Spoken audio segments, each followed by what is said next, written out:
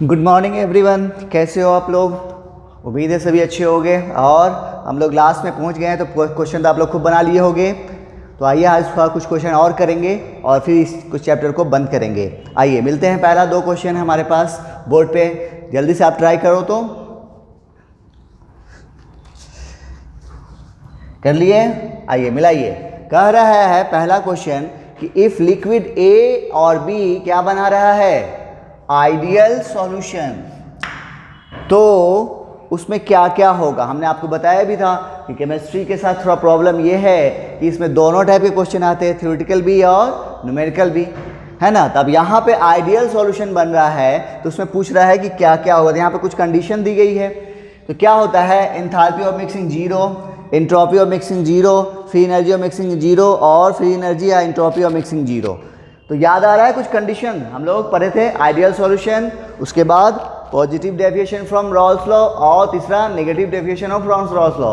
इसका कुछ कंडीशन था कि आइडियल सॉल्यूशन में क्या होता है, डेल्टा वी मिक्सिंग 0, तो यहाँ पर डेल्टा वी की बात ही नहीं हुई है। दूसरा था एंथैल्पी यानी delta H, enthalpy change mixing 0, पहला ऑप्शन में नजर आ रहा है, ये तो होगा। उसके बाद एंट्रोपी ऑफ मिक्सिंग 0 होगा नहीं। एंट्रोपी ऑफ मिक्सिंग तो तीनों ही केस में, पॉजिटिव वाले में भी पॉजिटिव डेविएशन, नेगेटिव डेविएशन और आइडियल, तीनों केस में पॉजिटिव रहेगा। और डेल्टा जी मिक्सिंग तीनों ही केस में नेगेटिव होगा। तो ये 0 है तो ये नहीं होगा, ये भी 0 है, ये नेगेटिव होना चाहिए था, ये भी नहीं होगा। और ये तो भी बोल रहा है दोनों 0, ये भी नहीं होगा। तो हमारा आंसर कौन हो जाएगा, पहला हो जाएगा। ठीक है, आइए नेक्स्ट क्वेश्चन। कह रहा है कि in mixture of A and B components show negative deviation show कर रहे हैं। नेगेटिव डेविएशन शो करने का मतलब क्या हुआ कि वो लिक्विड सरफेस से कम स्केप कर रहा है। नेगेटिव डेविएशन होने का मतलब कि वेपर प्रेशर क्या हो रहा है, कम बन रहा है। तो कम कब बनेगा, जब वो लिक्विड सरफेस से कम निकलेगा। कम निकलेगा जब उसके बीच में इंटरेक्शन स्ट्रांग होगा या वीक होगा। हाँ, कम निकलेगा इसका मतलब उसके बीच में इंटरेक्शन क्या है, ज़्यादा है, स्ट्रांग है, तभी वो बाहर नहीं निकल रहा है ज़्यादा। तब खोजो, देखो तो कहाँ नज़र आ रहा है, तो A B interaction stronger than A and B B, यहाँ ये होगा। उसके बाद A B interaction is weaker than A, यहीं पर अगर ये पॉजिटिव डेविएशन बोल जाता तो ये वाला होता, ये तो नहीं होगा। डेल्टा भी मिक्सिंग 0, नेगेटिव डेविएशन में ये वैल्यू क्या आता है, नेगेटिव हो जाता है। और ये तो पॉजिटिव होगा सभी केस में, ये तो सही है लेकिन ये गलत है, इसलिए ये ऑप्शन भी गलत हो गया। और ये फिर यहाँ पॉजिटिव है लेकिन ये 0 नहीं हुआ, ये आइडियल का कंडीशन हो गया, इसलिए ये भी नहीं होगा। ठीक है, अच्छा यहीं पे अगर ये पॉजिटिव होता तो हमारा ये दोनों आंसर हो जाता, ये वाला भी होता और ये वाला भी हो जाता। ओके, चलिए 2 क्वेश्चन हुआ, जल्दी से नोट कर लीजिए। नेक्स्ट क्वेश्चन और देखते हैं।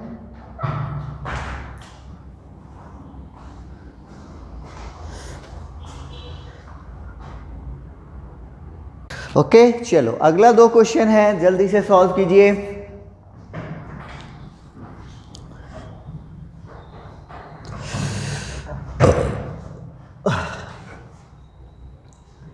कर लिए?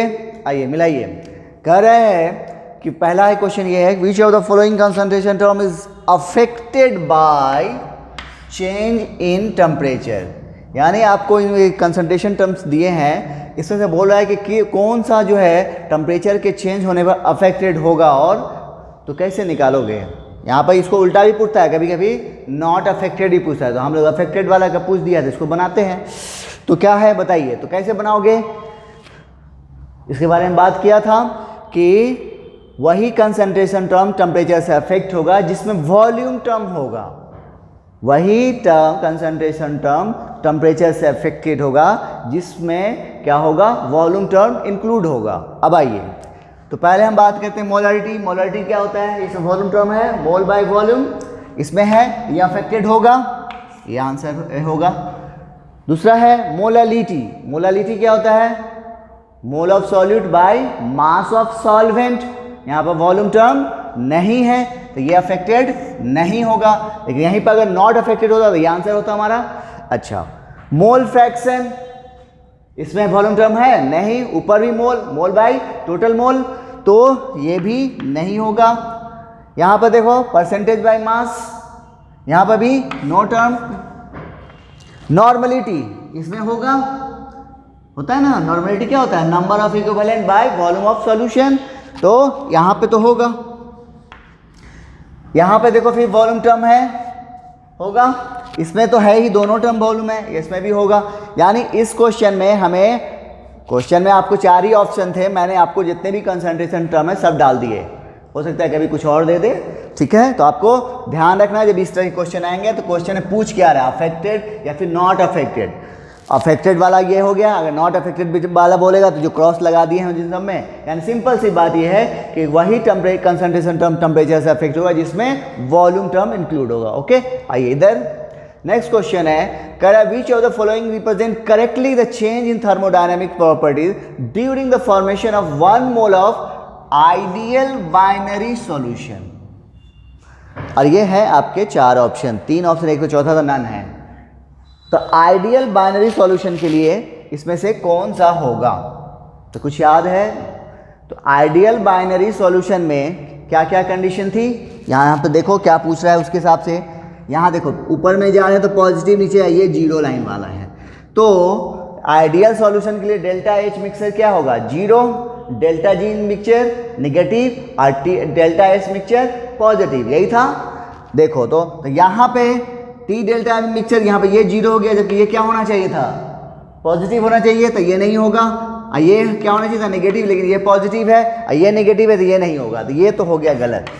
इधर आइए, यहाँ पर देखो तो डेल्टा एस मिक्सचर पॉजिटिव है, डेल्टा एच मिक्सचर 0 है और डेल्टा जी मिक्सचर नेगेटिव है, ये हो जाएगा हमारा आंसर। इधर भी देख लेते हैं क्या है, यहाँ पर देखो ये पॉजिटिव हो गया इसलिए ये नहीं होगा, तो आंसर हमारा क्या हो गया, सेकेंड आंसर हो गया। ठीक है, कोई दिक्कत? चलो जल्दी से नोट कर लो, नेक्स्ट क्वेश्चन देखते हैं।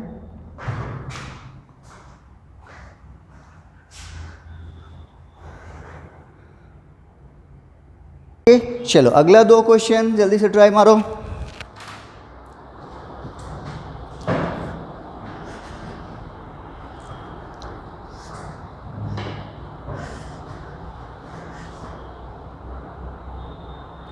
चलिए आइए मिलाते हैं।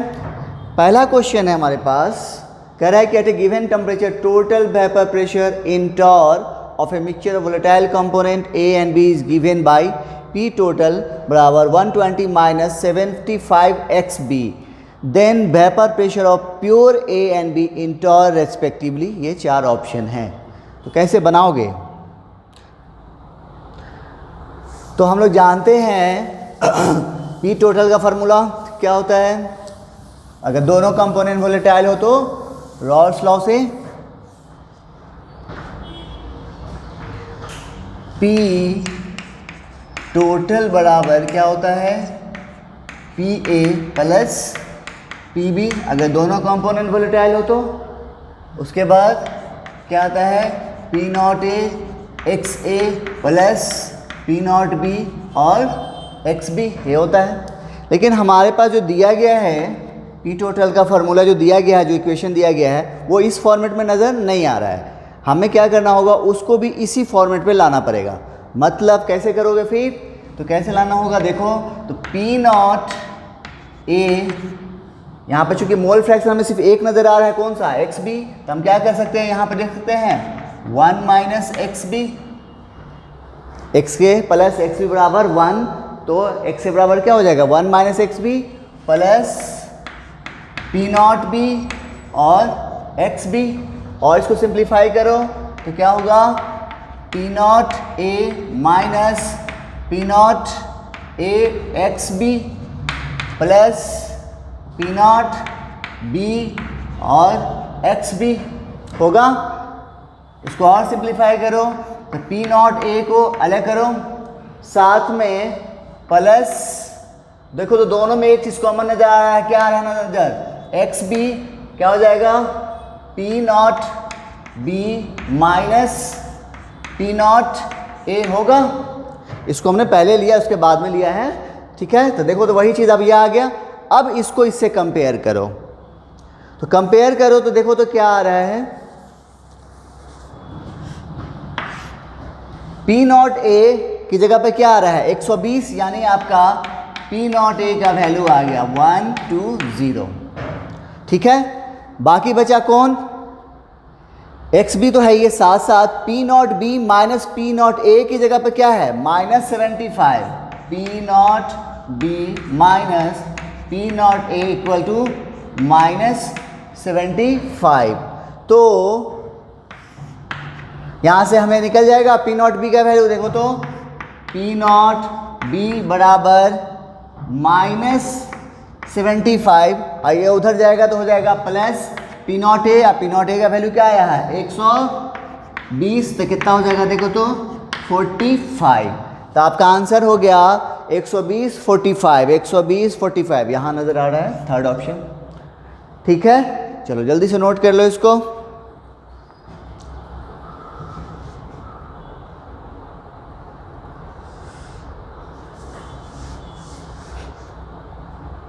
हो गया, आइए नेक्स्ट क्वेश्चन हमारा उधर है बोर्ड पे, क्या है, इन ए 0.2 molal aqueous solution of a weak acid HX, degree of ionization 0.3, KF for water आपको दिया है 1.83, the freezing point of solution will be nearest to, 4 option थे, मैं वो नहीं लिख पाया हूँ। ठीक है, 4 ऑप्शन के वाला है ये, तो कैसे बनाएंगे आपको। अरे एक चीज़ और आपको बताना था, याद है जब हम लोग मोलल एलिवेशन कांस्टेंट बताए थे, क्या आया था फार्मूला हमारा, RTF square by 1000 fusion, latent heat of fusion लिखे थे, यही लिखे थे। यहाँ पर मैं छोड़ गया था, मैं कल चेक कर रहा था तो वीडियो, यहाँ पे क्या होगा, वेपर प्रेशर जो होगा ये freezing point of pure solvent का होगा, यानी सॉरी प्योर सॉल्वेंट का, फ्रीजिंग पॉइंट ऑफ सॉल्वेंट का लोगे। और इसी तरीके से KB का जब आया था मोलल एलिवेशन कांस्टेंट का, तब वहाँ पर भी क्या हुआ था हमारा टी, यहाँ पर क्या हो जाएगा TB नॉट होगा। ठीक है, square by 1000 LV, latent heat of vaporization. ठीक है, तो ये थोड़ा सा को ठीक कर लेना, यहाँ पे नॉट आएगा, यहाँ पर भी नॉट आएगा, मतलब किसका, सॉल्वेंट का। ठीक है, चलिए आइए इस क्वेश्चन को बनाते हैं। तो कह रहा है कि आपको एसिड कौन सा है HX, ये वीक एसिड है तो टूटेगा कैसे, H प्लस और X माइनस, यहाँ पर N का वैल्यू क्या हो गया आपको 2 आ गया। हमें पूछा है फ्रीजिंग पॉइंट ऑफ सॉल्यूशन, तो हमें क्या निकालना होगा, तो डेल्टा TF बराबर क्या होगा I into KF into M। तो I का वैल्यू कितना होगा, पहले हम ये निकालना पड़ेगा। तो I बराबर क्या होता है in case of dissociation 1 plus alpha into N minus 1। अब 1 प्लस अल्फ़ा, अल्फ़ा का वैल्यू कितना दिया है देखो तो 0.3 इंटू N का वैल्यू कितना है 2 माइनस 1, तो कितना हो गया, 2 में से 1 गया 1, तो 1.3। तो ये हो गया, आपको I का वैल्यू आ गया। तो यहाँ से डेल्टा TF का वैल्यू आ जाएगा, I कितना है 1.3 इंटू KF का वैल्यू 1.86 इंटू M, मोलल कितना है 0.2। अब इसको गुना करोगे तो कुछ वैल्यू आएगा, मान लो आया X। हमें पूछा क्या है, फ्रीजिंग पॉइंट ऑफ सॉल्यूशन पूछा है, तो क्या होता है यहाँ पे TF नॉट माइनस TF बराबर ये X का वैल्यू जो हम निकाले हैं, और हमें ये TF का वैल्यू निकालना है। चूंकि यहाँ पर देखो तो सॉल्वेंट के तौर पे कौन है, वाटर है, तो वाटर का फ्रीजिंग पॉइंट कितना होता है 0 डिग्री सेल्सियस। तो इस तरह से 0 माइनस TF बराबर X, या TF बराबर क्या हो जाएगा -X, जो X का वैल्यू आप यहाँ गुना करके लाओगे वहाँ रखोगे, आपका आंसर आ जाएगा। कर लोगे, चलो जल्दी से नोट करो। आज जो भी हम क्वेश्चन कर रहे हैं ये सब आपको एग्जाम में पूछे हुए क्वेश्चन सब हैं। ठीक है, चलो जल्दी से नोट करो इसको।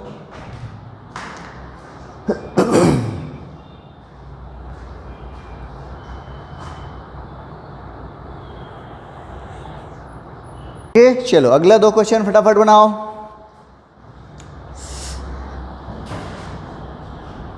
जल्दी जल्दी।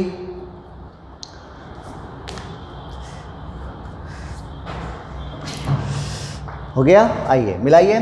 पहला क्वेश्चन है, कह रहा है कि which one of the following electrolytes has same value of van't Hoff factor as that of Al2SO4 whole thrice, यानी इसके बराबर इन चारों में से किसका आपको वांट ऑफ फैक्टर सेम है। तो पहले हमें इसका तो निकालना पड़ेगा, किसका, Al2SO4 का। ये टूटेगा कैसे, कहाँ पर बनाए, कहाँ पर बनाए, यहाँ पर बनाए। Al2SO4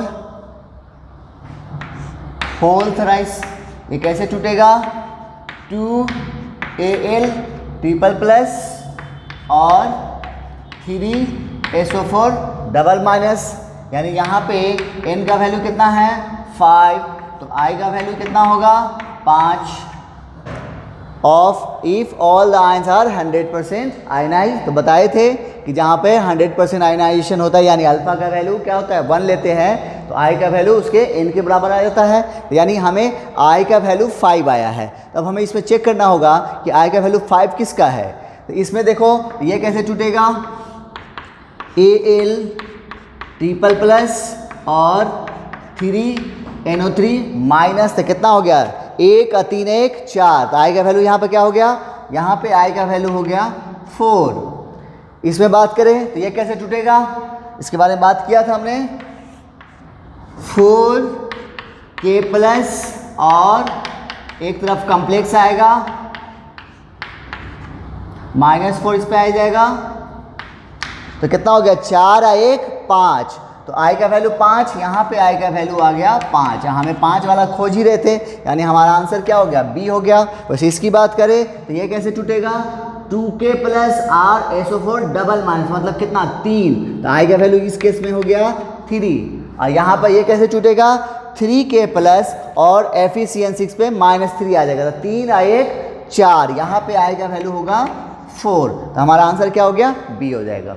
ठीक है, चलिए इधर आइए। अगला क्वेश्चन है, हमें कह रहा है कि which of the following 0.1 molar aqueous solution which will exhibit highest largest freezing point depression, largest freezing point depression पूछा गया है। तो याद है कुछ इसको, इस क्वेश्चन को बनाने का हमने आपको तरीका बताया था, जो फास्ट तरीके से बनाए थे। तो डिप्रेशन इन फ्रीजिंग पॉइंट बराबर क्या होता है, KF इंटू M। तो यहाँ पर देखो KF का वैल्यू, चूंकि ये कैसा है एक्वस सॉल्यूशन, यानी सभी कैसे हैं वाटर है, तो सॉल्वेंट का वैल्यू यानी सेम है, तो KF का वैल्यू सेम, M भी सबका सेम, यानी ये दोनों सेम हो गया, मतलब डेल्टा TF डायरेक्टली प्रोपोर्शनल किसके है I के, तो TF जो है डायरेक्टली प्रोपोर्शनल क्या होगा -I के। अब हमें पूछा गया है लार्जेस्ट फ्रीजिंग पॉइंट, यानी सबसे नीचे डिप्रेशन किसका होगा, तो हमें I का वैल्यू क्या चाहिए होगा, मैक्सिमम वैल्यू चाहिए होगा। तो देखो तो I का मैक्सिमम वैल्यू कहाँ नजर आ रहा है, इसमें कैसे कितना आएगा K प्लस Cl माइनस कितना 2, तो I का वैल्यू हो गया 2, यहाँ पर हो जाएगा इसका हो जाएगा -2, इस केस में I का वैल्यू 1, तो यहाँ हो जाएगा -1, यहाँ पर देखो क्या हो गया Al2SO4, तो ये कैसे टूटेगा, अभी अभी हम निकाला था, यही है ना, कितना आया 5 आया, तो यहाँ पे आएगा -5 और यहाँ पे हो जाएगा -3, तो डिप्रेशन जो है लार्जेस्ट डिप्रेशन कितना हो रहा है -5, तो आंसर कौन हो जाएगा C हो जाएगा। ठीक है, चलो जल्दी से नोट कर लो इसको।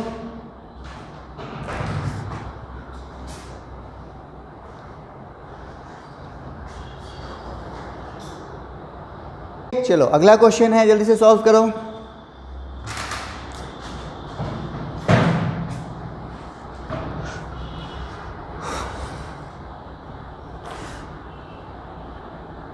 हो गया, आइए मिलाते हैं।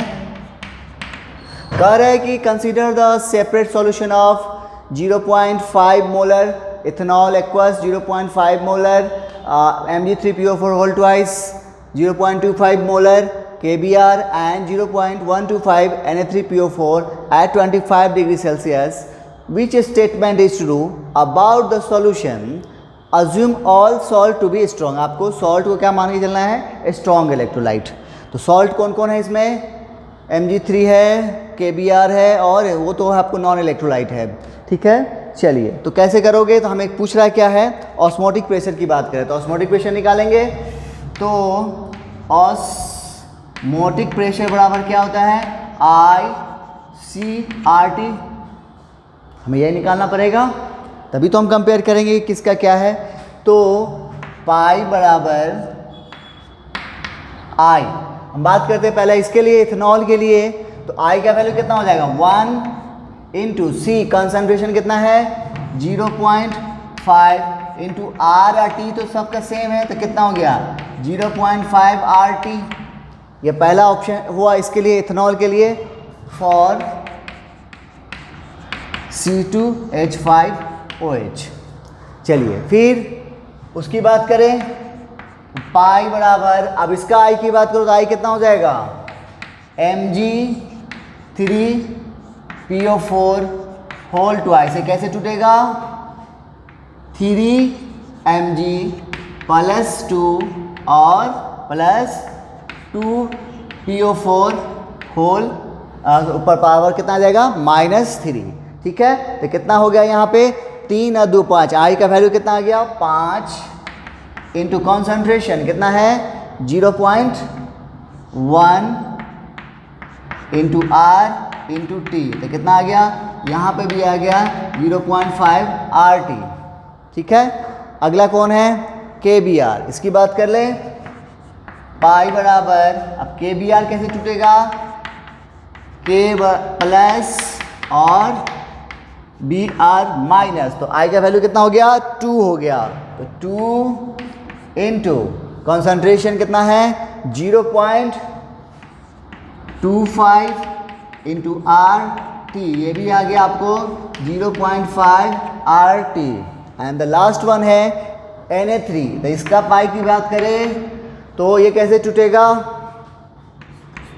Na3PO4, तो ये टूटेगा 3Na प्लस और PO4 ट्रिपल माइनस, तो कितना हो गया 3 और 1 4, तो आई का वैल्यू हो गया 4 इंटू कॉन्सेंट्रेशन कितना है 0.125 इंटू R इंटू T, ये कितना हो जाएगा 5 चौका 20 के 0 हासिल 2, 12 चौका 48 और 2 50, इसका भी वैल्यू आ गया आपको 0.5 RT।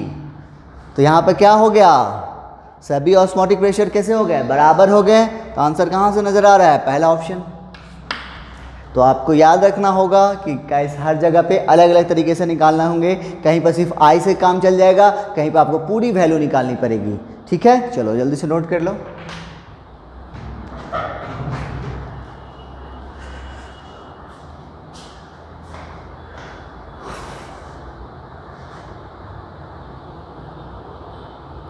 ओके, चलो अगला क्वेश्चन जल्दी से ट्राई करो।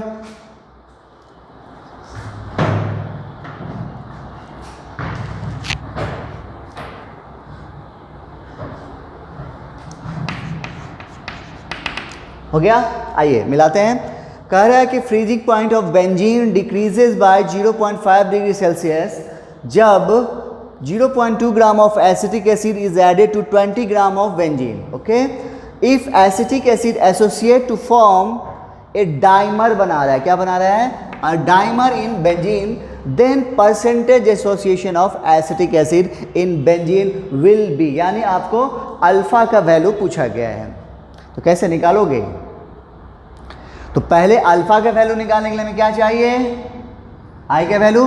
तो यहाँ पर क्या है, depression in freezing point, delta TF बराबर क्या हो जाएगा, I into KF into M, यही होगा।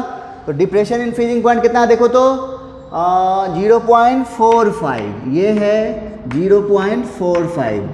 उसके बाद I का वैल्यू हमें नहीं मालूम। KF की बात करें तो दिया है 5.12 इंटू मोलालिटी, मोलालिटी कितना हो जाएगा, देखो तो मास ऑफ सॉल्यूट कितना है 0.2 by molar mass of acetic acid कितना हो जाएगा, एसिटिक एसिड का फॉर्मूला CH3COOH, तो कितना हो गया 12 दूना 24 और 4 28 और 32, कितना हो गया 60 into mass of solvent, solvent कौन है बेंजीन कितना ग्राम में है तो इसको केजी में करेंगे तो ऊपर में आ जाएगा 1000। ठीक है, अब यहाँ से सॉल्व करके आपको ए आएगा किसका, आई का वैल्यू कितना आ जाएगा देखो तो 0.45 इंटू 60 इंटू 20 बाय क्या हो जाएगा 5.12 इंटू 0.2 इंटू 1000। यहाँ से सॉल्व करो तो तुम्हें कुछ आएगा, मान लो गुणा करके x का वैल्यू आया। ठीक है, हमें क्या पूछा गया है, परसेंटेज एसोसिएशन, और जबकि यहाँ पे क्या हो रहा है, डाइमर बन रहा है, मतलब एसिटिक एसिड बताए भी थे एसोसिएशन के केस में, जब नॉन पोलर सॉल्वेंट में क्या होगा, इसको पुट करते हैं तो ये डाइमराइजेशन होता है। डाइमराइजेशन के मतलब ये मॉलिक्यूल्स इसकी संख्या कितनी होगी, 2 होगी। इसमें हमने जब डाला इसको बेंजीन में तो ये क्या बनाया, डाइमर होल ट्वाइस, है ना। तो यहाँ पे n का वैल्यू कितना है 2, तो I बराबर क्या होता है एसोसिएशन के केस में 1 plus alpha by into 1 by n minus 1, यही है, हमें यही अल्फा निकालना है। तो देखो तो अल्फा बराबर क्या हो जाएगा I minus 1 by 1 by n minus 1। देखो तो I minus 1 by 1 by n का वैल्यू कितना है 2 बाई 1। ठीक है, अब वहाँ पे तुम क्या करोगे, I का वैल्यू रखोगे, देखोगे कितना आता है, और जो वैल्यू आएगा मान लो यहाँ पे कुछ आएगा y, और उसको क्या करोगे फिर 100 से मल्टीप्लाई कर दोगे, आपको आ जाएगा परसेंटेज एसोसिएशन। ये वैल्यू जो है 1 से छोटा आने वाला है, क्योंकि देखो यहाँ से क्या है 1 बाई ये माइनस आएगा नीचे वाला, तो ये अगर माइनस नहीं रहेगा तो ये क्या हो जाएगा, ये निगेटिव आ जाएगा, निगेटिव तो होगा नहीं, तो ये निगेटिव है, तो ये भी आई का वैल्यू आपको छोटा होगा। देखना ऐसे भी छोटा नज़र भी आ रहा है, देखो ना नीचे में 1000 से हमको क्या करना है, डिवाइड करना है, तो ऐसे ही छोटा नज़र आ रहा है, तो कर लोगे, ये निकाल लोगे। चलिए तो जल्दी से इसको नोट कर लो, एक आपको होमवर्क देते हैं और उसके बाद इसको बंद करते हैं।